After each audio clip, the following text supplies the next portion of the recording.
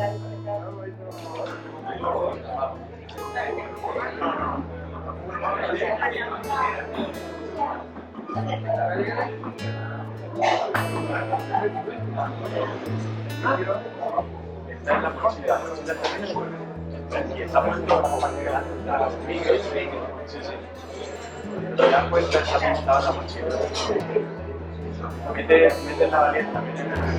realidad, este acto que siempre se hace el 19,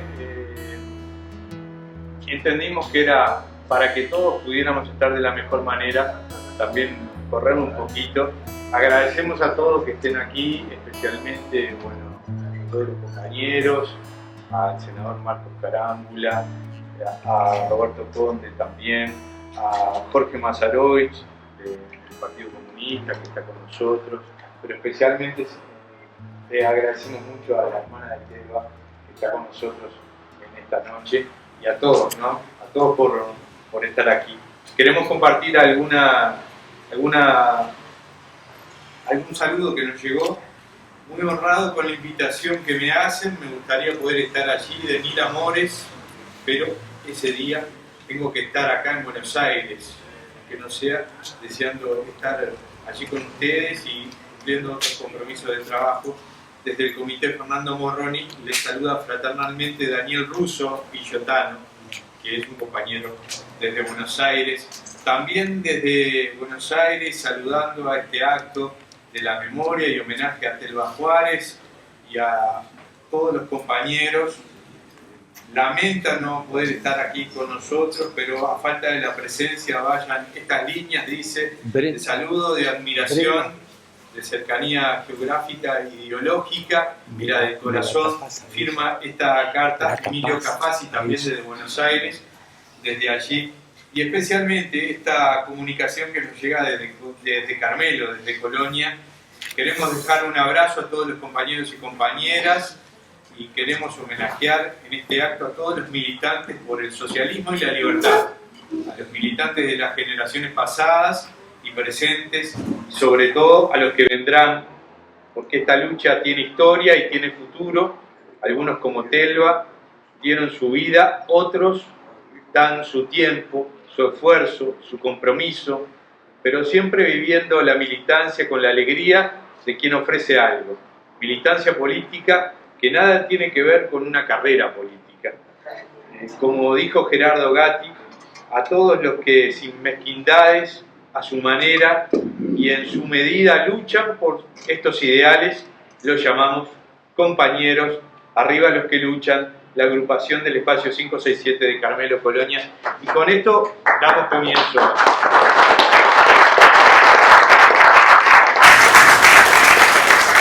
comienzo a este acto y bueno, para referenciar, para hablar de Telva Juárez. Telva. ¿Dije una vez? No, una vez. Una sola vez. Para hablar de Telva Juárez, Sara Méndez.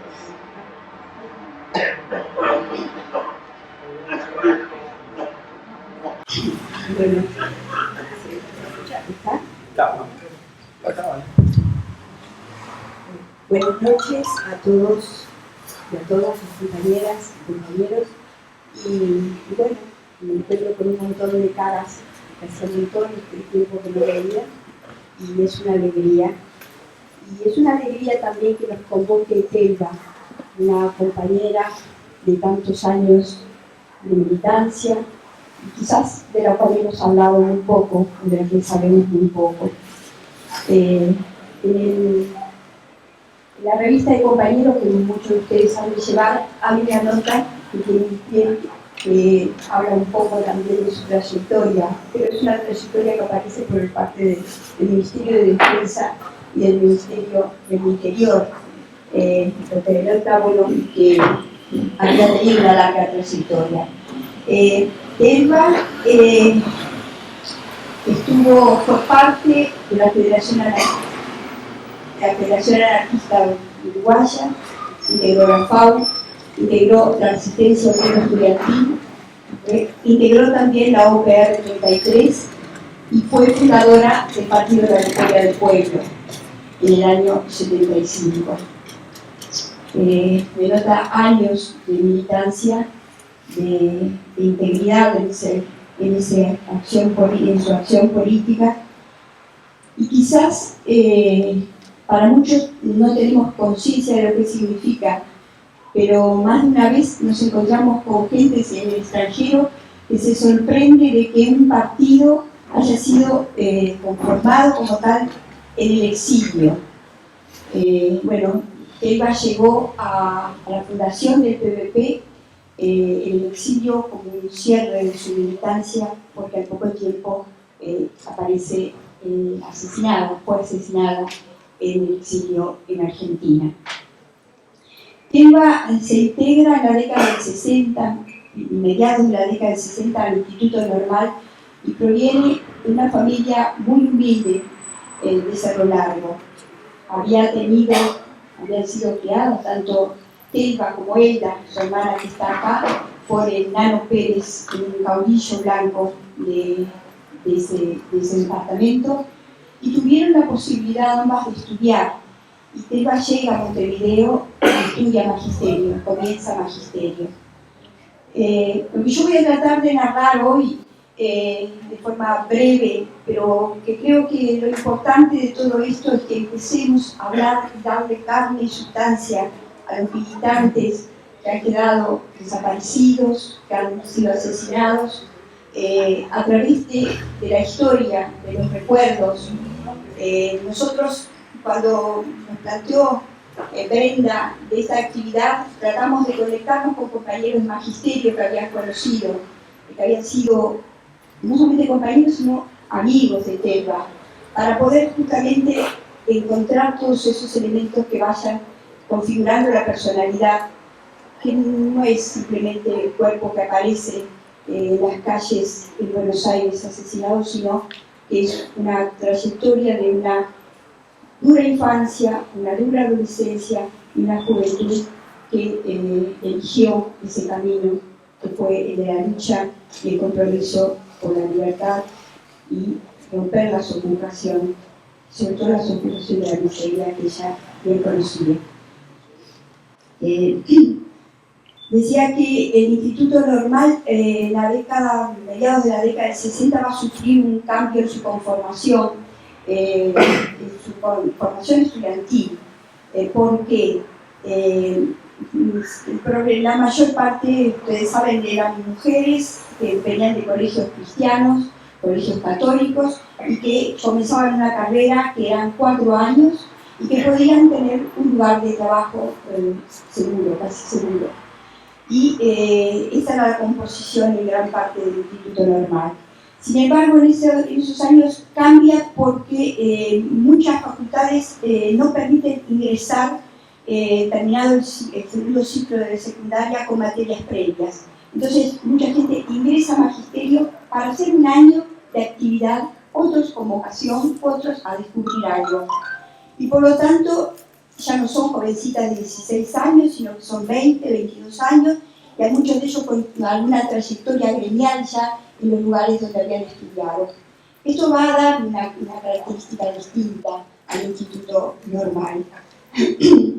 El Instituto Normal en ese momento, en la Asociación de Estudiantes, existían 2 agrupaciones. Una que era la agrupación 5, que estaba conformada especialmente por gente del Partido Comunista, militantes del Partido Comunista, simpatizantes de la corriente comunista, y otra de la agrupación 3, que era eminentemente de cristianos, de personas que profesaban la religión y que provenían de colegios, como había dicho recién.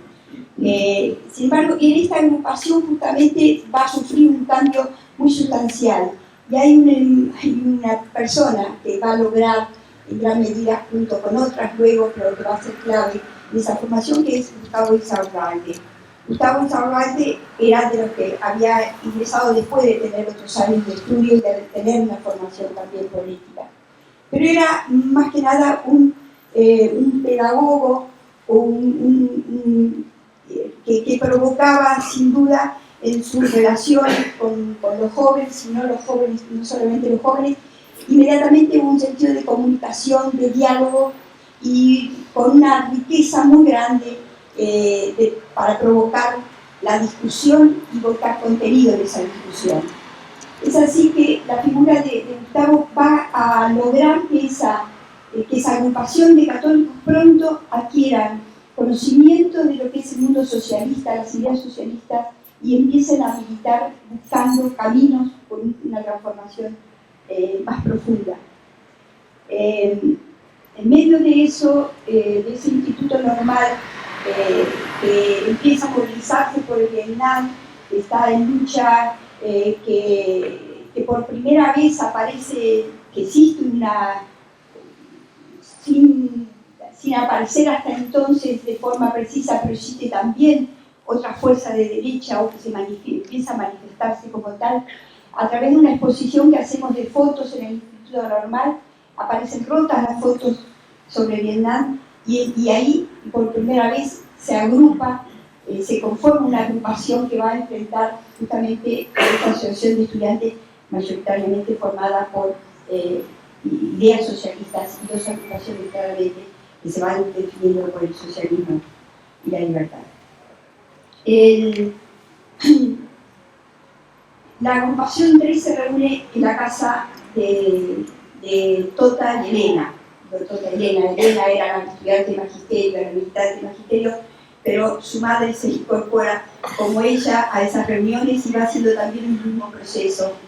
Y yo quería resaltar un poco lo que era la riqueza de ese periodo, riqueza que estaba dada sin duda alguna por el entorno político que vivía el Uruguay, América, el mundo, pero además porque que suscitaba permanente necesidad de lectura, de conocimiento de nuevas ideas, de nuevas posiciones, discusión de ellas.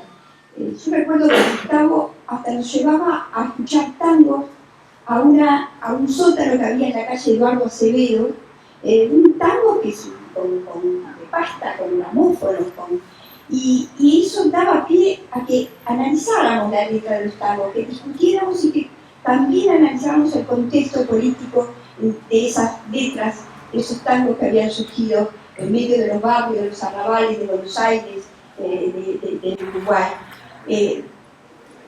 Permanentemente la discusión estaba en nosotros y la necesidad de la lectura. Magisterio conformaba un sector muy especial, porque no éramos universitarios y tampoco éramos secundarios. Entonces nosotros podíamos participar tanto en las actividades de la FEU y en las actividades que, así fue que se organizó la interagrupacional de secundaria de IABA, y estábamos también ahí presentes. Eran tiempos sin duda fermentales, y creo que hay un tema que no lo podemos soslayar porque fue un tema que suscitó mucha lectura y mucha discusión, que era el tema de la violencia. En ese momento ya empezaban actividades del MLN, a veces aparecían como tales, confirmadas como tales, o si no, como grupos que repartían en gremios que estaban en conflicto, alimentos, apoyatura concreta a esos gremios. Y surgía, y yo creo, me acuerdo que había compañeros que planteaban, ¿y qué les parece esas acciones?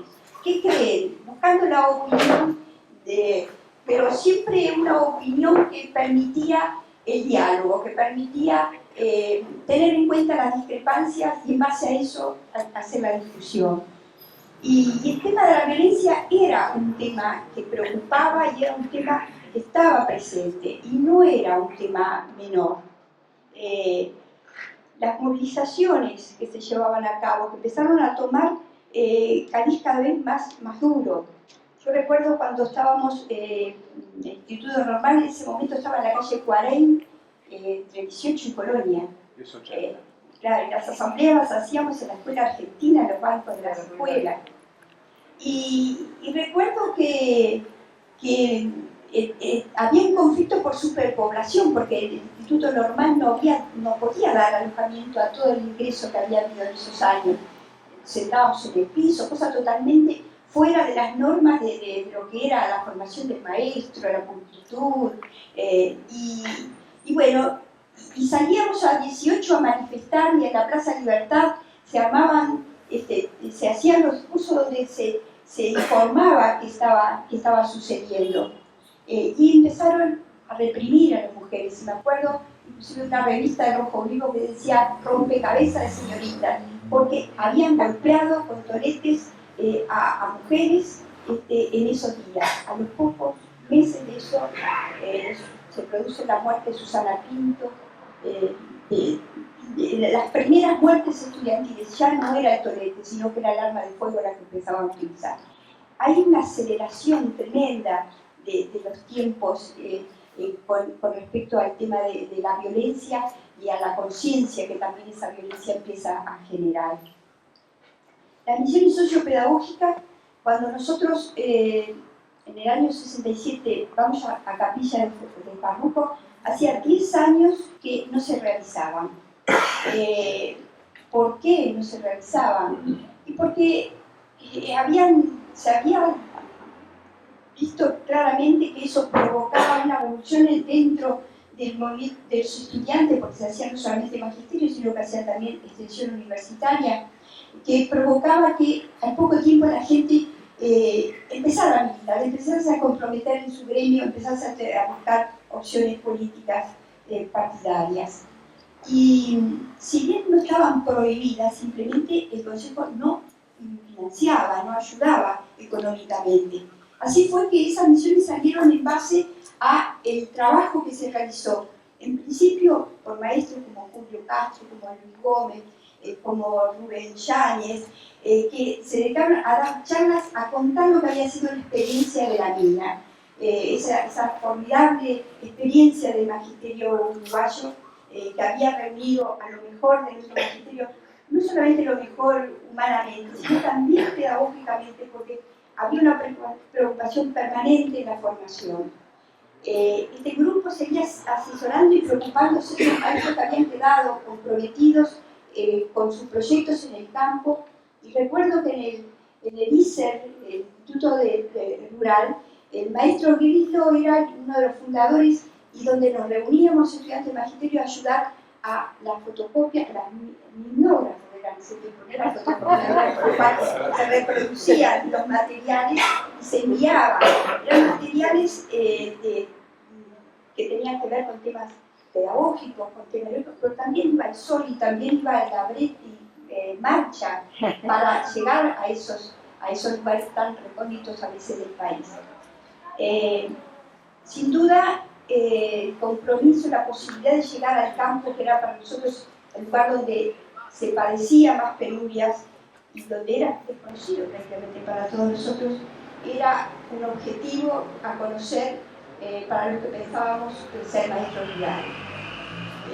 La experiencia esa, yo la recuerdo, fueron 15 días donde estuvo Telva, donde estuvo Lina Celiberti, donde estuvo Eduardo Quintero, donde estuvo Yamandu González, donde hubo un montón de compañeros que vivió que habían sido, bueno, el conocimiento con esa realidad tan dura, no solamente de la miseria, sino del aislamiento, de la falta de perspectiva, de la falta de proyección, de qué hacer.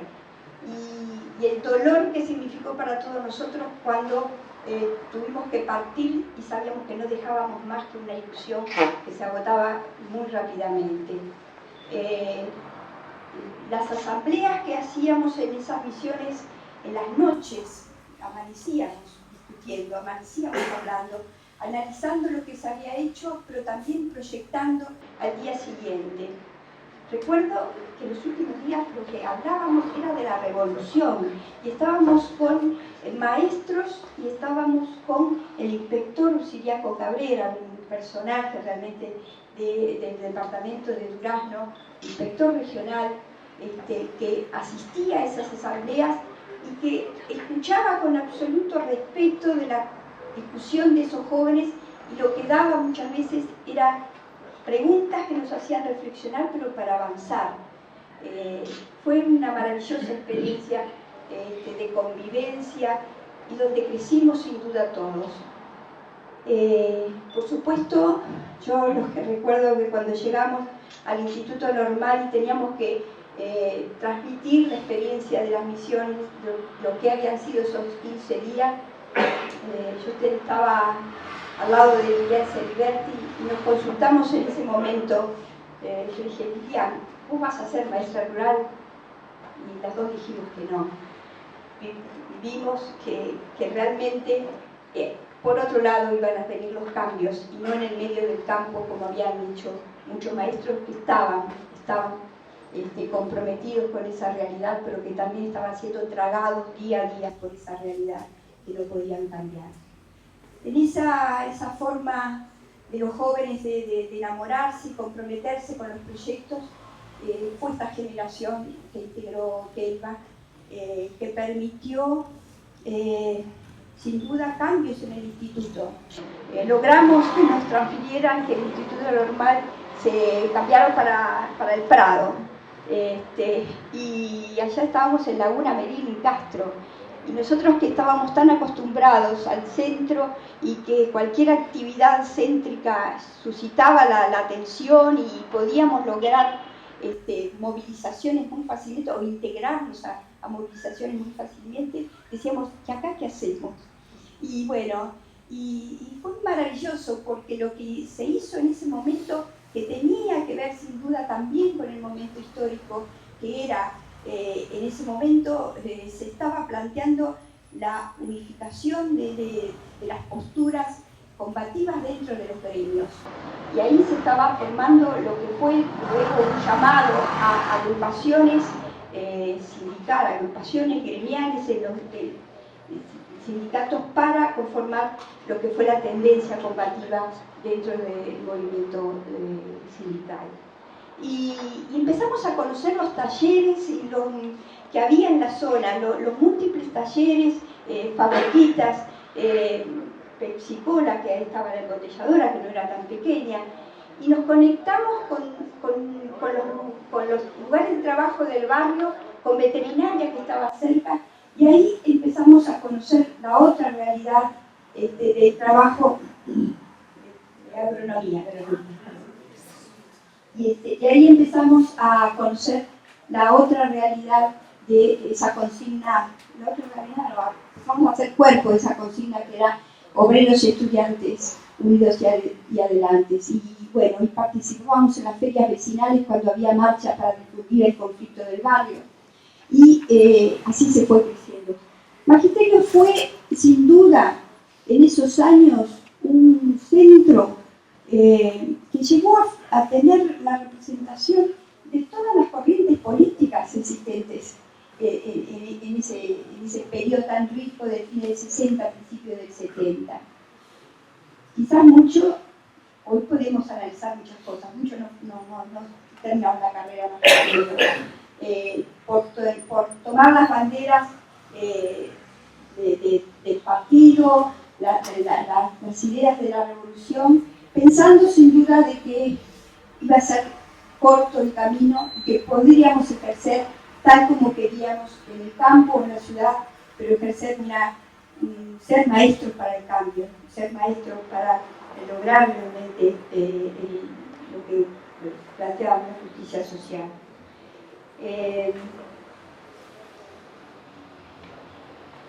Yo diría, no quiero entrar mucho en la parte, quería decir más que nada la parte de las misiones sociopedagógicas, aunque hay un rico camino que es después cuando nos integramos, cuando TEFA se integra entre otros compañeros a la FAU, cómo vamos aprendiendo también en ese momento, porque se está dando la discusión sobre Cuba.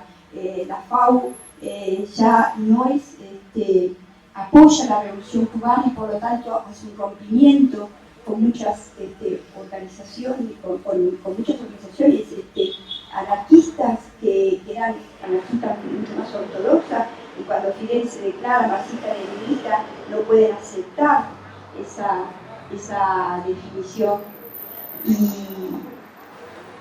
y no nos consideran que somos anarquistas, que podemos llamarnos anarquistas.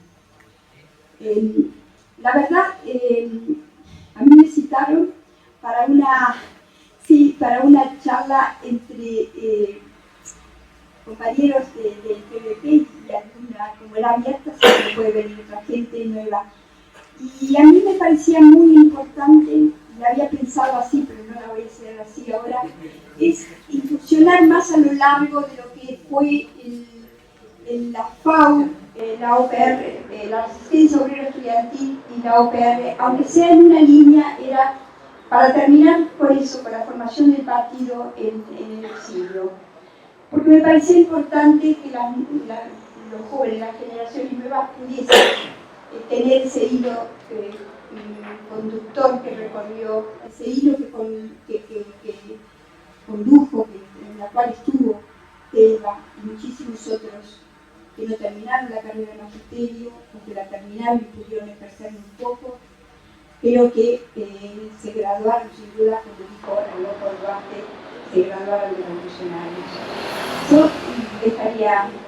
dejaría por acá, pensando que pude haber transmitido algo de ese calor que se vivieron en esas décadas dentro del magisterio, donde Elena, Gustavo, Telva, muchos otros formaron parte y hoy sí, pero están.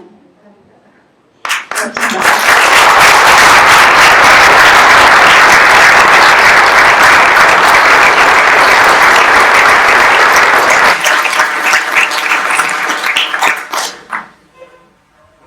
Hay maestros que no precisan título, ¿no? Después nos puede quedar esta charla. Y ahora que estamos hablando del ADN y todas estas cosas, hay que revisar lo que se hacía antes. Era Sarabia con nosotros también. Bueno, buenas noches. Yo en primer término quiero agradecer la invitación. No estoy acostumbrada, discúlpenme. No estoy acostumbrada. No, les decía que quiero agradecer en primer término la invitación a este homenaje a Telva y en su figura, digamos, a todos los compañeros desaparecidos y asesinados por el terrorismo español. Ustedes saben que yo no tengo un vínculo orgánico hoy con el PVP, pero desde afuera o desde adentro tenemos una historia común con una cantidad de compañeros entrañables y muy queridos que dieron la vida por la causa de la libertad y el socialismo. Yo voy a referirme específicamente a mi vivencia con Telva, que se reduce a los meses de mayo y julio de 1971 en la cárcel de mujeres de Cabildo. Un poco para tener en cuenta las características de esa época, yo marcaría tres puntos que forman parte de nuestro pensamiento en ese momento. Por un lado, el tema de la continentalidad de la lucha. En segundo término, la necesidad de la organización política y revolucionaria, vinculada a todas las formas de acción directa. Y en tercer lugar, el movimiento obrero, el movimiento estudiantil, los pobres de la ciudad y el campo, que un poco formarían, digamos, como la base de ese proceso al cual nosotros nos estábamos abocando. En esas circunstancias es que yo conozco a Telva. Ella es un poco mayor que yo, no recuerdo con exactitud, pero creo que algo así como 2 años, pero nos encontramos en la cárcel de Cabildo. Ella llega con una experiencia muy importante, una experiencia de militancia en las misiones sociopedagógicas y también de militancia gremial, y con una formación cultural, militante muy importante. Yo recuerdo incluso que ella ya había estado detenida, no me acuerdo la fecha, pero ella es detenida dentro del IABA en una movilización estudiantil, después no es procesada, pero digamos, su trayectoria creo que es muy rica, más allá de que hasta este momento ha sido bastante poco conocida. Bueno, nos encontramos allí en la cárcel de Cabildo. Es nuestra primera experiencia en esas condiciones con otras organizaciones políticas. Ella, por supuesto, que ya tiene esa experiencia de su militancia afuera, pero también la cárcel tiene sus características, ¿no? Y yo tengo algo para decir, y es que hasta el día de hoy, todas las compañeras del MLN, que es en ese momento la organización mayoritaria que está en la cárcel de Cabildo, tienen un recuerdo y un afecto y una fraternidad con Telva que es increíble. En ese momento nosotros estamos, somos 4 compañeras que pertenecemos a la OPR 33, Olga Cairelo, Mariela García, América García, Olga Cairelo, Telva y yo. Lo que nosotros tratamos de hacer en el contexto de la cárcel, sobre todo al principio, hasta, digamos, cuando nos estamos haciendo la idea, dejo constancia que en ese momento yo tenía 21 años, Telva tendría 23, éramos bastante jóvenes, ¿no? Nos estábamos haciendo la idea de cómo íbamos a encarar un periodo de cárcel que se presentaba bastante largo para nosotros en ese momento, porque 4 o 5 años era muchísimo tiempo, después la cosa cambió, pero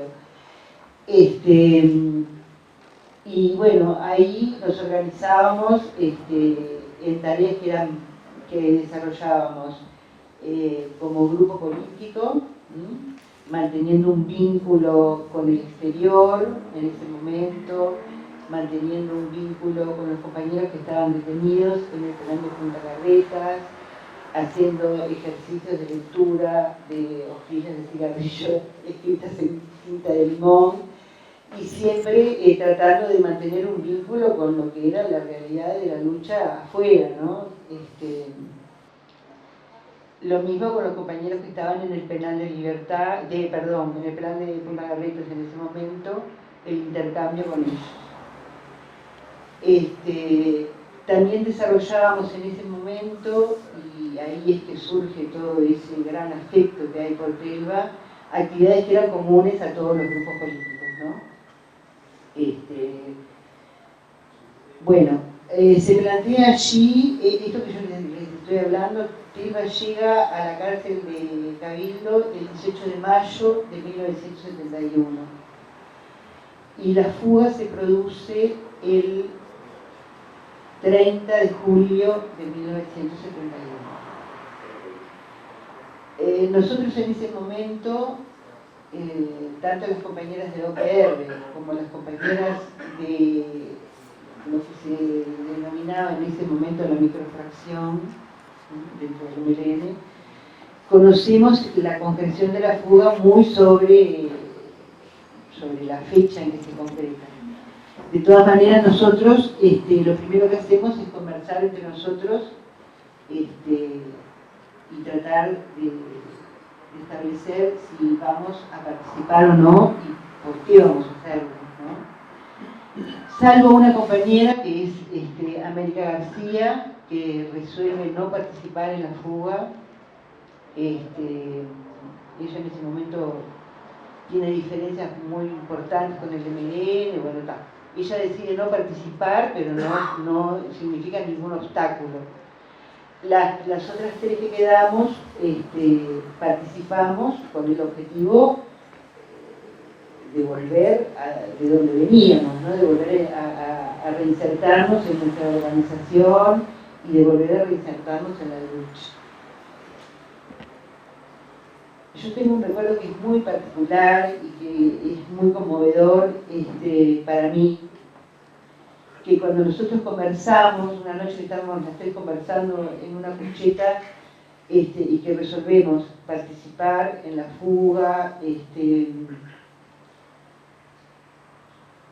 yo recuerdo que Telva nos dijo a Olga y a mí: yo voy a hacerlo, yo voy a reintegrarme y yo nunca más voy a caer presa. Eso es algo que es una frase que nunca voy a olvidar, porque después la realidad la lleva a que ocurran las cosas de esa manera.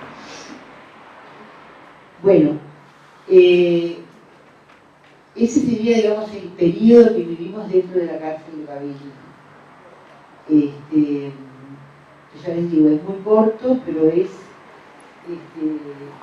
muy fructífero para todos. Y donde Telva juega un papel muy importante, tanto en nuestro grupo como en el vínculo con el resto de las otras dos organizaciones que están ahí presentes en este momento, que es el MLN y la Microtransformación. Cuando se produce la fuga, nosotros tres vamos a un mismo lugar físico, cuando salimos de la cárcel. Y como allí hay determinados problemas que no vienen al caso, para poder concretar un contacto que nos vuelva, o sea, nosotros vamos al local de MLN, concretamente, así de sencillo. Pero hay determinados problemas ahí como para concretar que nosotros salgamos del local del MLN y bueno, y vayamos a un local de nuestra organización, que era lo que correspondía. Bueno, como eso se hizo un poco demorado, estuvimos casi un mes en ese local, nosotros ahí organizamos nuestra propia fuga. Y lo cuento porque bueno, realmente es increíble. Claro, no, es increíble porque nosotros habíamos salido todos, éramos 37, y habíamos salido todas. Tan poco. ¿Cómo fue la fuga? Bueno, tan poco de la fuga. ¿Cómo fue? Sí. La fuga fue, bueno, primero que yo te digo, nosotros nos enteramos muy sobre la fecha, ¿no? Observábamos algunas cosas que no eran muy propias de la rutina carcelaria, pero está, cada uno lo suyo. Después se nos comunicó oficialmente que se iba a producir porque tenemos que hacer como dos festivales, digamos, no sé cómo denominarlo, donde cantamos, y queríamos hacer ruido en determinadas horas del día, porque era cuando se estaba terminando de levantar el piso de una de las celdas, se levantó una tapa, digamos, de material, y fue por ahí donde nosotros salimos, ¿no? Entonces se necesitaba hacer una especie de ruido para poder esconder los ruidos propios de la ruptura del hormigón. Y después salimos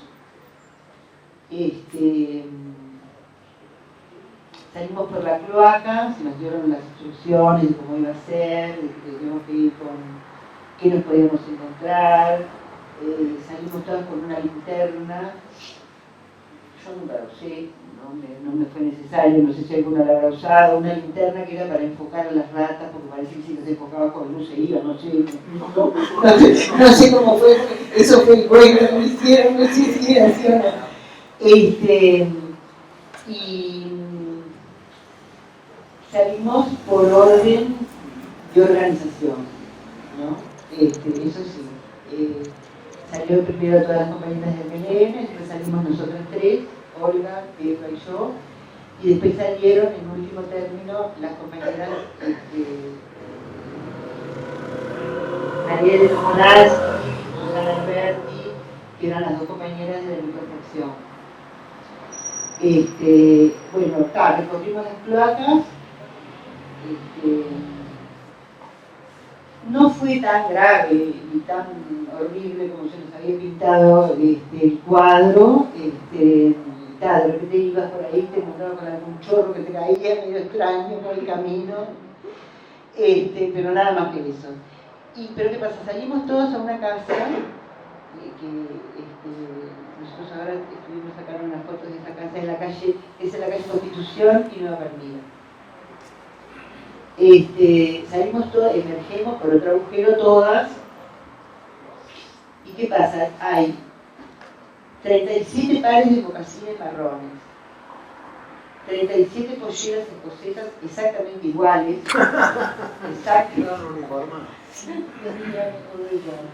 y 37 sacos marrones. Éramos un uniforme, tal cual, como si fuéramos de un colegio, ¿viste? Bueno.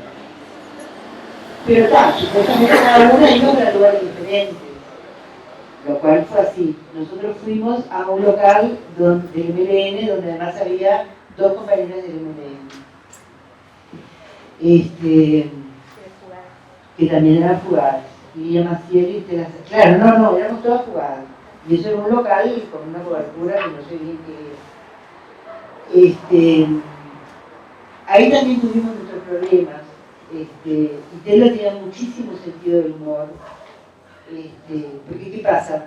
Nosotros éramos integrantes del OPR, pertenecíamos a una organización clandestina y armada, pero con características muy particulares, tanto en nuestro accionar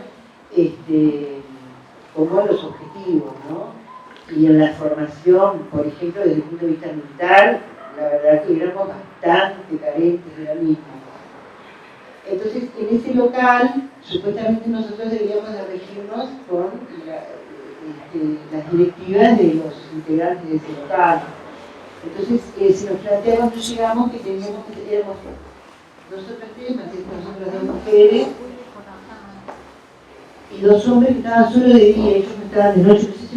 Yo supongo, en mi elaboración personal, que eso es un taller mecánico, que era el día que yo tengo. O sea, los hombres de noche no estaban, quedábamos nosotras 5 mujeres de mocasines marrones, con unos revólveres 38 que nos daban. Entonces nos decían que de noche teníamos que ponernos en una ventana a vigilar. Entonces nosotros 3, me acuerdo que él lo dijo, miren, nosotros en realidad nunca hicimos nada de esto, nunca hicimos cuerpo a tierra, me acuerdo que esto era... Claro, aparte era suicida, aparte todo era suicida, si no te ponías a pensar fríamente, ¿no? Nosotras 5, imagínate que venían a buscar a la policía que estaba fugada, seguramente me iban a abrir 2 policías de la zona. Bueno. Entonces ella dijo, miren, nosotros en realidad pertenecemos a una organización armada, pero nunca hicimos ni cuerpo a tierra. Es increíble, pero eso habla mucho de cómo era ella, ¿no? Porque tenía muchísimo sentido del humor para plantear las cosas tal cual, pero al final logramos que nosotros nos zafamos de esa actividad insólita que es una profanidad. Pero lo logramos gracias a ella. Y después un día, la otra compañera que estaba con nosotros, que hoy está acá en el Uruguay, ella estuvo muchos años exiliada, está acá en el Uruguay, ella tenía el recuerdo de un número telefónico de un local de OPR. Entonces, ella simuló un contacto, pidió a la persona de la que está encargada, simuló un contacto con esa persona y se fue dejándonos a nosotras 2, que nos quedamos las 2 solitas ahí, ese número telefónico. Y nosotros a las 24 horas salíamos las 2, también con ese número telefónico, que era tan claro como que podía llamar y había efecto, o no existía más, porque habían pasado, bueno, eran 2 o 3 meses, pero en ese momento pasaban varias cosas en la realidad como para que los locales desaparecieran o los compañeros cambiaran de lugar. Salimos una noche, nos llevaron a la calle Comercio y Azara, bajamos las 2 con los mocasines, la pollera y el buzo marrón. Era de noche, no sé ni qué hora era, yo ni me acuerdo.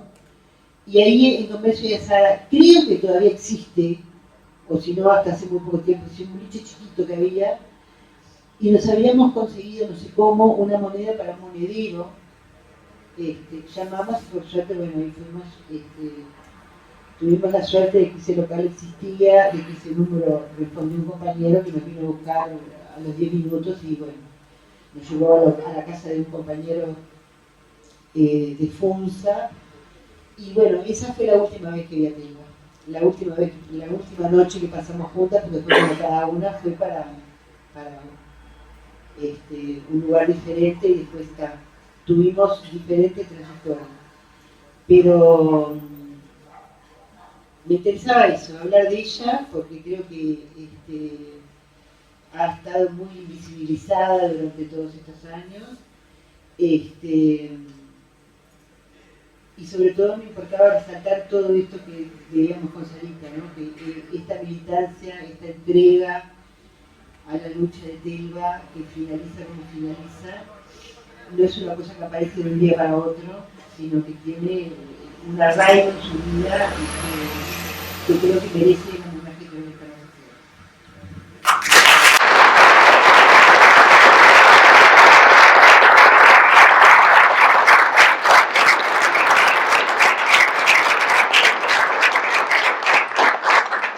El homenaje y la historia de la gente, la historia de la lucha, bueno, tienen esto también, sinsabores, ¿no? También tienen esas anécdotas que van construyendo la memoria y que hay que reivindicarlas, ¿no? En Telva, el homenaje a todos los del 19, y esto lo digo especialmente porque saludemos a Silvia Bellisi, que está por ahí también, especialmente.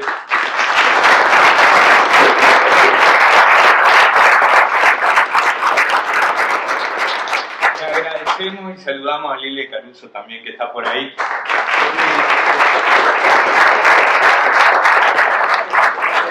Raúl Olivera bien, va a cerrar este acto de mejor manera que todos, ¿no? Raúl. Bueno, buenas noches. En primer lugar voy a hacer una aclaración. En la invitación se dijo que yo iba a hablar sobre la historia del PC y sobre el papel del PECO, de los trabajadores. Yo, siguiendo el ejemplo de dos compañeros muy queridos, que significaron mucho en mi vida, uno fue el Loco Duarte y otro fue el Bocores, que eran muy desobedientes, por lo cual voy a hacer la desobediencia militante de no hablar de lo que dije que iba a hablar.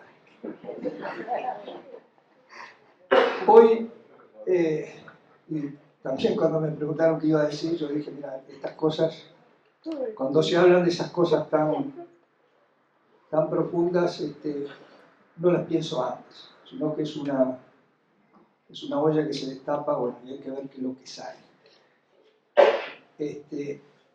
Y también quiero decir que en este homenaje a Telva, en esta reconfiguración de la mujer, de la militante y de la compañera que fue Telva, también está significado en algo muy simple que hoy nos permiten las tecnologías. En aquellas fotos que están allá, que están muchos compañeros, la primera es la foto de Telva. Yo siempre dije, bueno, hay una foto oscura, adusta. Por lo tanto, poner esta foto con la sonrisa de Telva de alguna manera es el justo homenaje para una mujer que fue lo que dijeron Estela y lo que dijo Sara que fue. Que fue y que es. Hay una cosa que solamente nos preocupa a los viejos, ¿no? Pero está bien que sea nosotros que nos preocupa. Que es como una generación que vivió otro periodo histórico es capaz de identificarse y de querer a aquellos compañeros que nunca vieron y que no conocieron. Querer en el verdadero sentido de la palabra. Hace pocos días hay una compañera, Virginia Cardoso, que siempre cuando llega me dice, te quiero mucho, ¿no? Y yo dije, no me tenés que querer, me tenés que amar. ¿Por qué? Bueno, porque en realidad el sentimiento que que entraña la palabra compañero es muchas cosas que durante muchos años estuvieron efectivamente, no escondidas, pero propias de la vida clandestina o de la vida oscura que de alguna manera debían llevar los militantes desde el punto de vista de ese relacionamiento personal. Muchos no tuvieron el placer de conocer a todos sus compañeros. Simplemente eran a veces nombres, a veces opiniones políticas, y con esa poca cosa se creaba eso tan grande que era la dimensión que tenían los compañeros para nosotros. O sea, que creo que deben tener, cuando digo para nosotros, no soy el ombligo, no es el ombligo del mundo del PDP, que tienen para aquellos que de alguna manera asumen determinados compromisos y que al asumir esos determinados compromisos puede tener el costo más grande que puede pagar un ser humano, que es su vida. Entonces, esa preocupación que uno tiene desde el punto de vista de decir, bueno, pero esta historia, ¿qué tiene que ver con ella? Puede ser que algún compañero que se integró en la época de la dictadura o posteriormente a la dictadura, o que se puede integrar mañana a una organización de izquierda, puede ser el PP también, por supuesto, se puede preguntar, ¿y esto qué tiene que ver conmigo? Yo creo que hay algo en lo cual las organizaciones de izquierda deberían hacer un culto, que es a su historia. ¿Por qué? Porque no se trata de una historia de acciones políticas, no se trata de una historia de definiciones políticas, teóricas, que también es eso la historia, sino quiénes llevaron a cabo esas definiciones, esos posicionamientos, y cuáles eran los elementos que explican de alguna manera que una generación como de la que hablaban Sara y Estela hizo lo que hizo. Yo a veces, el otro día estaba escuchando nuevamente unas reflexiones de Foucault, de un libro que casi me enloquecí cuando estaba preso, cuando él se refiere al tema de la ciencia, se dice, bueno, la ciencia de alguna manera tiene un contexto que él llama el campo epistemológico, que explica su relación entre uno y otro en determinados periodos. Y yo creo que hay una epistemología de la política, porque si no entendemos esas cosas, es difícil entender algunas cosas. Y algunos pueden decir, bueno, en realidad, pensando lo que se hizo, que se hicieron cosas muy buenas, se hicieron algunas macanas también, podrían decir, no, ustedes solo fueron unos loquitos sueltos. Y en realidad, y en eso voy nuevamente a Foucault, éramos realmente unos locos, porque hoy es muy difícil que estas generaciones piensen algunas cosas que eran posibles pensar en ese periodo. Entonces, eso me parece que es un elemento en el cual deberíamos hacer un esfuerzo por reflexionar, un esfuerzo por traer esa historia y por darle aire a esa historia, por refrescar esa historia, por ponerle colores, porque el PVP tiene una historia muy trágica, efectivamente. O sea, tenemos una gran mayoría de nuestros militantes de aquella época fueron muertos, desaparecidos, y esa es una mochila que llevamos y que tenemos la obligación de llevar. Ahora, no es solamente la carga del drama, también es la carga de lo que hay atrás del compromiso que asumieron esos compañeros. Entonces, el esfuerzo esto que han hecho los compañeros hoy de traer la figura de Telva es un esfuerzo que hay que continuarlo. Continuarlo me refiero no solamente todos los 19 de abril, sino continuarlo todos los días.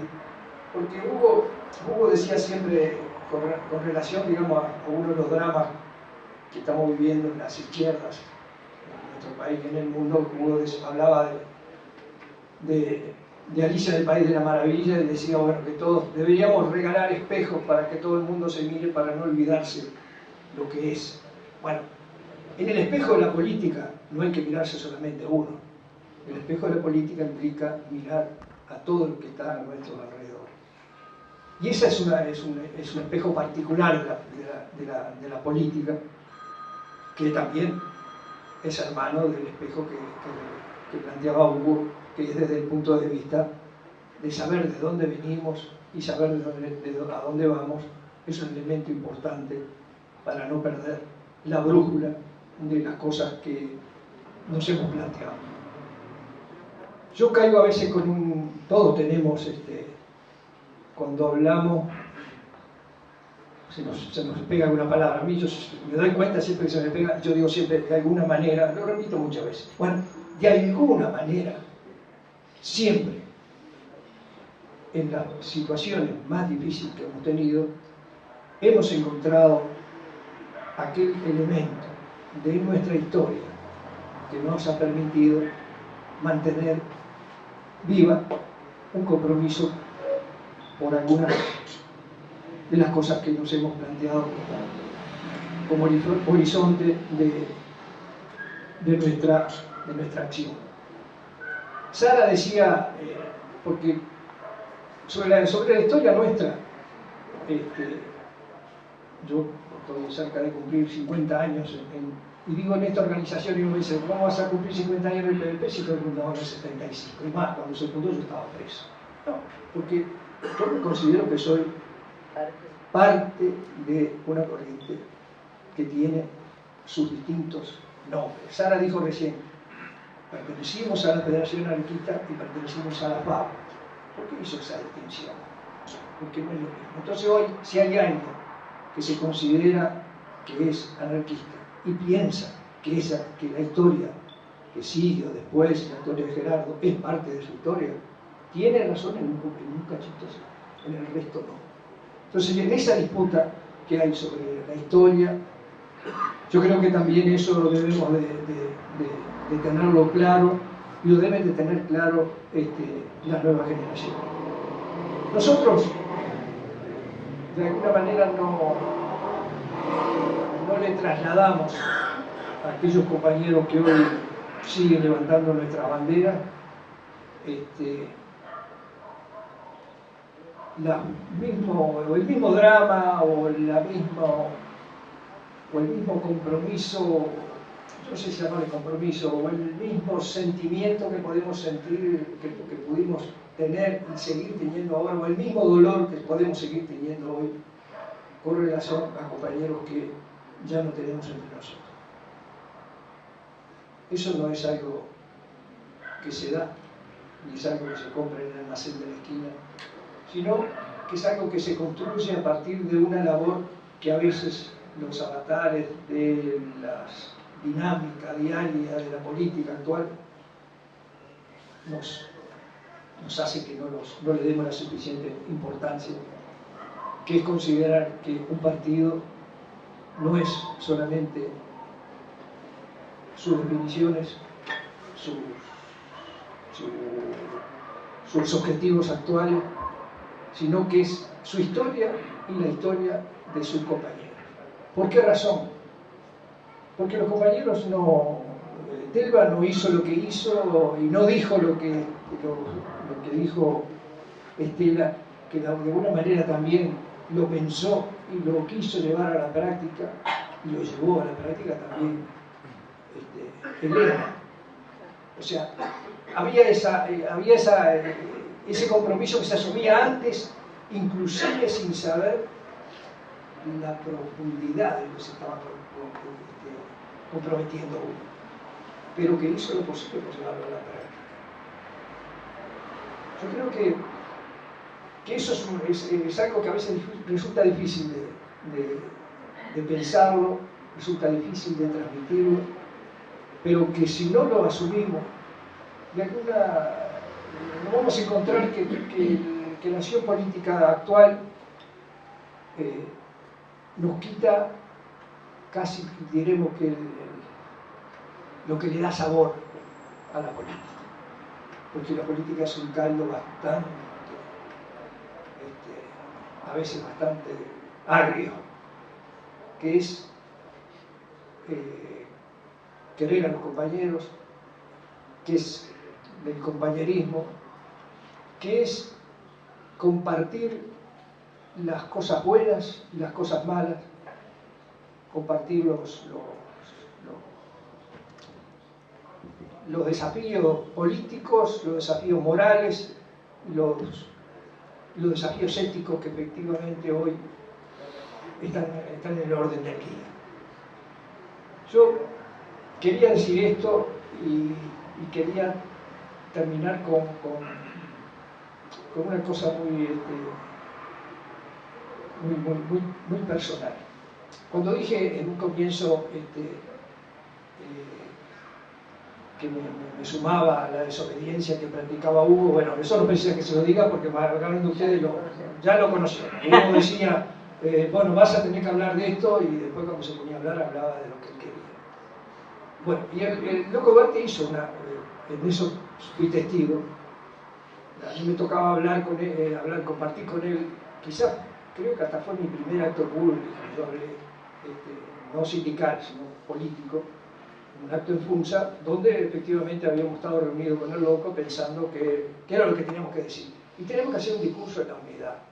La unidad de la izquierda en aquel momento en el cual era el 72, le estaban dando como en bolsa de MLN, acá. Entonces, en aquel momento de desconcierto y de gravedad, tenemos que decir, bueno, aquella consigna que era juntos en la pelea, de alguna manera tenemos que fundamentarla en ese acto que íbamos a hablar.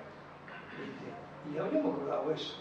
Bueno, pero sucede, y eso tiene que ver con una cosa que ahora apareció nuevamente, digamos, en el terreno público, que eran las negociaciones que había en los cuarteles. Y el Loco Duarte había salido recién de los cuarteles donde había sido torturado y donde de alguna manera le habían planteado el tema de los ilícitos económicos y todo lo demás. Y él se puso a hablar y lógicamente se acordó de eso, y bueno, ahí terminó ese acto, esa oratoria que debía ser de unidad. Terminó mal porque él fue cuando dijo: la clase obrera no será furgón de cola de nadie, cuando se planteaba que en realidad la clase obrera debía sumarse por alguno, digamos, a los militares peruanistas. Bueno, lógicamente eso tuvo sus consecuencias, porque muchos de los compañeros que estaban en ese acto, que no eran por supuesto compañeros de la RODE ni de la FAJ, se fueron del acto. Bueno, yo espero que mis palabras no hayan echado a nadie, que no se vaya a nadie, y que todos nos pongamos los mocasines marrones. Se lo digo yo, para que de alguna manera no parezcamos en algo a esas compañeras y sobre todo a Telma. Muchas gracias.